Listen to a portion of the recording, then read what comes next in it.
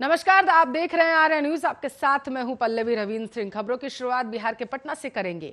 मंगलवार को अनलॉक 2 की अवधि समाप्त हो रही है। इसके साथ ही बुधवार 23 जून से लेकर 6 जुलाई तक बिहार में अनलॉक 3 शुरू हो जाएगा। सोमवार को ही इसकी घोषणा कर दी गई थी। अनलॉक 3 में कई क्षेत्रों में राहत दी गई है तो कई क्षेत्रों में अभी भी पाबंदी लागू रहेगी। सोमवार को अनलॉक 3 की हुई घोषणा के अनुसार सरकारी और गैर सरकारी कार्यालय 100% उपस्थिति के साथ खुल जाएंगे। दुकानें 7 बजे शाम तक खुलेंगी, जबकि नाइट कर्फ्यू रात 9 बजे से सुबह 5 बजे तक लागू रहेगा। इसके अलावा पार्क और उद्यान को सुबह 6 बजे से सुबह आपको बताते चले 12 बजे तक खोलने की अनुमति दे दी गई है।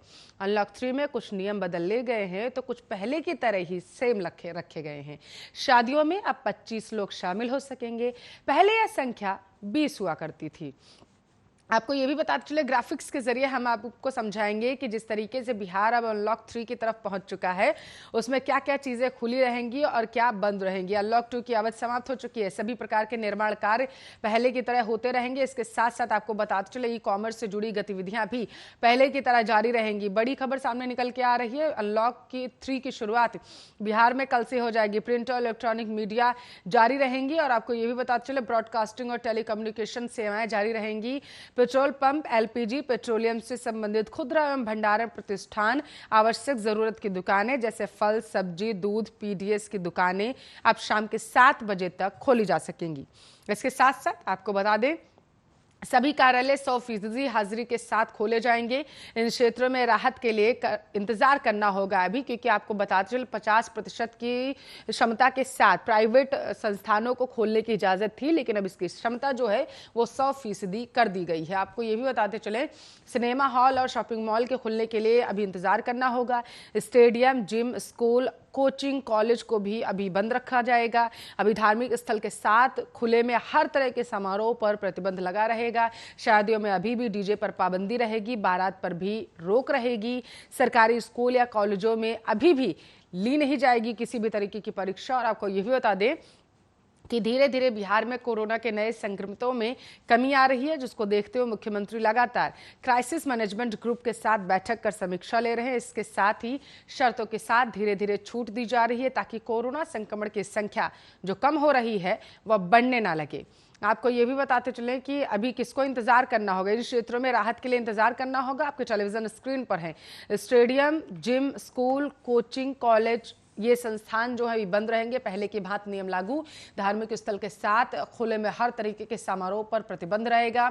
शादियों में अभी भी डीजे पर पाबंदी रहेगी और बारात पर भी रोक रहेगी, क्योंकि आपको बता दें, सरकार की तरफ से कहा गया था कि इसमें ज्यादा संख्या से लोग एकत्रित होने पर कोविड-19 के फैलाव का असर हो सकता है। कोविड-19 अपने पैर पसार सकता है। तो नंबर 1 पर सबसे पहले सिनेमा हॉल और शॉपिंग मॉल खुलने का भी आप लोगों को इंतजार करना होगा। और जिनको रुचि है, जिम जाने की जल्दी हो रही है, स्कूल, कॉलेज संस्थान जो हैं ये अभी भी बंद रहेंगे। और यहाँ पर आपको ये भी बताते चले कि धार्मिक स्थल पर भी अभी खोलने पर प्रतिबंध लगा दिया गया है, यानी कि जहाँ पर भी भीड़ भाड़ ज्यादा एकत्रित होने की संभावना है, उसको प्रमुखता से लेते हुए आपको बता चले, बिहार के मुख्यमंत्री नीतीश कुमार ने इन्हें अभी के लिए फिलहाल बंद रखा है। तो 23 जून से बिहार अनलॉक 3 की तरफ बढ़ रहा है, जिसको देखते हुए प्राइवेट संस्थानों में जहां 100% के साथ अब लोग जा सकते हैं और कई चीज़ों में रियायतें दी गई, तो वही दूसरी तरफ जो टाइमिंग है और खुलने का जो समय है, स्कूल, कॉलेज, संस्थान जो हैं, इन पर अभी भी पाबंदी लगी रहेगी।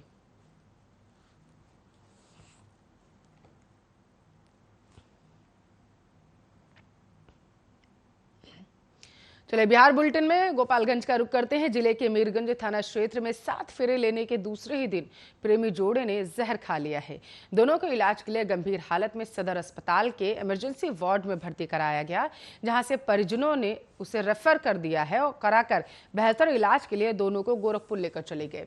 प्रेमी जोड़ों का इलाज कराने पहुंचे परिजनों ने पुलिस को बताया कि जमशेदपुर के सोनाटे थाना क्षेत्र की रहने वाली युवती ने गोपालगंज के मीरगंज शहर के रहने वाले एक युवक से बीते शनिवार को थावे मंदिर में शादी कर ली थी। शादी के बाद रविवार को घर पर बहुभोज था। बहुभोज में सगे संबंधियों और रिश्तेदारों को खिलाने के बाद रात को दोनों ने जहर खा लिया। परिजनों के मुताबिक चिकन में जहर मिलाकर दोनों ने खा लिया था। जहर खाने की वजह क्या थी, क्या वजह रही होगी इसकी जानकारी अभी किसी को भी नहीं। दोनों को बेहोश देख आनन फानन में इलाज के लिए सदर अस्पताल लाया गया। उसके बाद तत्काल इस घटना की जानकारी पुलिस को दी गई। पुलिस के आने की सूचना पर परिजन दोनों प्रेमी जोड़ों को लेकर बेहतर इलाज कराने के लिए बाहर, आपको बताते चले, इस बहाने से फरार हो गए। डॉक्टरों ने कहा है कि जहर खाने के बाद उल्टी कराने के लिए सिर्फ सर्फ पिला दिया गया था। उसके बाद ठीक होने पर सदर अस्पताल में इलाज कराने के लिए परिजन यहां पर पहुंचे थे। पुलिस का कहना है कि दोनों प्रेमी जोड़े बेहोश थे, इसलिए पूछताछ नहीं की जा सकी।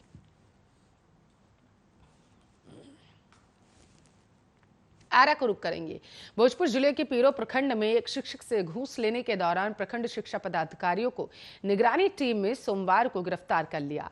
निगरानी की टीम ने बीईओ को पीरो प्रखंड के शिक्षा पदाधिकारी कार्यालय के बाहर से 80,000 रुपए घूस लेते रंगों हाथों धर दबोचा है। इस मामले में आपको बताते चले चरपखोरी थाना क्षेत्र के नगरी गांव निवासी सा नारायणपुर मध्य विद्यालय के प्रधानाध्यापक अजय कुमार ने बताया है कि 12 जून को जांच के लिए स्कूल रजिस्टर की मांग की गई थी।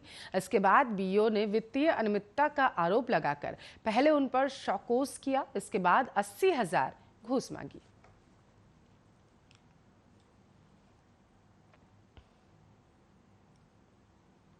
तो भोजपुर के बाद हाजीपुर का रुख करते हैं। जिले में लगातार हो रही मूसलाधार बारिश की वजह से सदर अस्पताल का हाल तालाब के जैसा हो चुका है। मजदूरी में जिस अस्पताल में इमरजेंसी वार्ड को कोविड टीकाकरण केंद्र शिफ्ट किया गया था, जहां मरीजों का इलाज चल रहा है, अस्पताल के बेड के नीचे पानी ही पानी भरा है। किसी तरह बस इलाज वहां पर हो पा रहा है। परिसर में भी पानी लगा हुआ है, जिसे पार कर मरीज के परिजन आते जाते हैं। पानी ज्यादा लगने की वजह से इमरजेंसी वार्ड में सन्नाटा है। किसी तरह यहाँ के मरीजों को कोविड केयर सेंटर में इलाज के लिए भेजा गया। स्थिति ऐसी है कि ऑक्सीजन सिलेंडर तक पानी में डूबा हुआ है और इसे स्वास्थ्य कर्मी ऐसे ही लाते जाते हैं।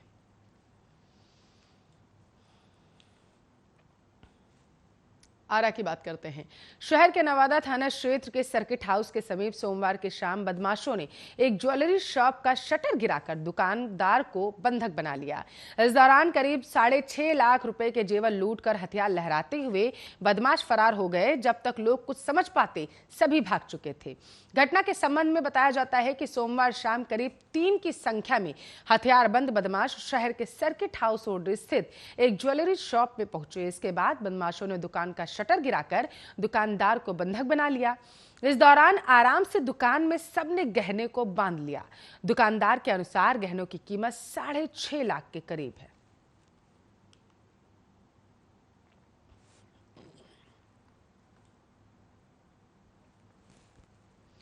पटना की बात करेंगे। बीते कई दिनों से लोक जनशक्ति पार्टी के 2 गुटों में जंग जारी है। इस मामले में जेडीयू के राष्ट्रीय अध्यक्ष आरसीपी सिंह बातों ही बातों में एलजेपी सांसद पशुपति पारस का साथ देते दिखे। उन्होंने कहा कि जब भी कोई पार्टी टूटती है तो उसका कोई आधार होता है। स्वाभाविक है, जहां 6 सांसद थे और उसमें से 5 अलग हुए हैं तो कुछ ना कुछ तो गलती रही होगी। आरसीपी सिंह ने तंज कसते हुए कहा है कि चिराग पासवान कहते थे कि वो शेर की औलाद हैं, अब कह रहे हैं कि वो अनाथ हैं। आज तक नहीं सुना कि शेर भी कभी अनाथ हुआ होगा। शेर का बेटा अगर शेर हो सकता है तो शेर का भी भाई तो शेर ही होगा। इस बात से पशुपति पारस का साथ देते आरसीपी साथ देखे जा सकते हैं।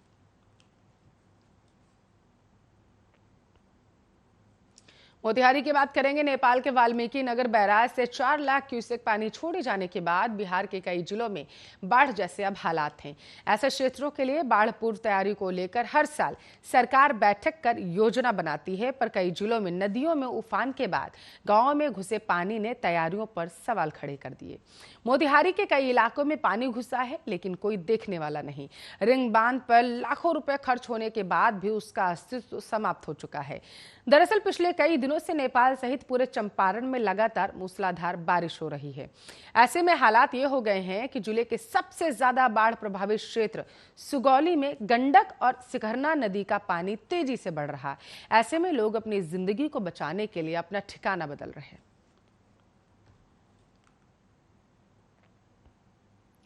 हाजीपुर का रुख करेंगे। बीते 10 जून को हाजीपुर में एचडीएफसी बैंक से हुई 1 करोड़ 19 लाख रुपए की लूट मामले में सोमवार को पुलिस ने एक दंपति को धर दबोचा है।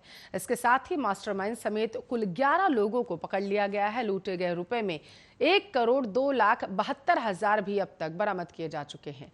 इस मामले में सोमवार को जानकारी देते हुए एसपी मनीष ने कहा है, मुकेश राम को मुजफ्फरपुर से 10 लाख रुपए के साथ गिरफ्तार कर लिया गया, जबकि एक महिला को वैशाली से 4 लाख रुपए के साथ गिरफ्तार किया गया। ये दोनों ही पति पत्नी हैं। इनके पास से जो पैसे बरामद किए गए हैं उनमें एसडीएफसी से लूटे गए रुपए के अलावा अन्य जगहों से लूटे हुए पैसे भी शामिल हैं। बता दें कि हाजीपुर के नगर थाना क्षेत्र स्थित एसडीएफसी बैंक को बीते 10 जून की सुबह लूटने के लिए 5 की संख्या में अपराधी आए थे। उनमें से अभी तक केवल 3 की ही गिरफ्तारी हो सकी है। 2 अन्य की तलाश अभी भी जारी। तो बिहार में राजधानी पटना से सटे दानापुर स्टेशन के उत्तरी में बिल्डिंग के ग्राउंड फ्लोर स्थित टिकट बुकिंग काउंटर पर मंगलवार की सुबह आग लग गई। हादसे के पीछे शॉर्ट सर्किट की वजह बताई जाती है। इस दौरान घटना में मौके पर मौजूद टिकट काटने वाले रेलकर्मी बच गए। घटना के बाद अफरा तफरी जैसा वहां पर माहौल बन गया। बताया जा रहा है कि मंगलवार की तड़के सुबह यह घटना हुई है। शॉर्ट सर्किट के बाद बिजली गुल हो गई थी। वहीं हादसे में लाखों रुपए के सामान के नुकसान होने की संभावना है। बिजली कटने के बाद टिकट काटने में भी थोड़ी देर के लिए परेशानी हुई थी। घटना की जानकारी होने के बाद तुरंत व्यवस्था को दुरुस्त किया गया।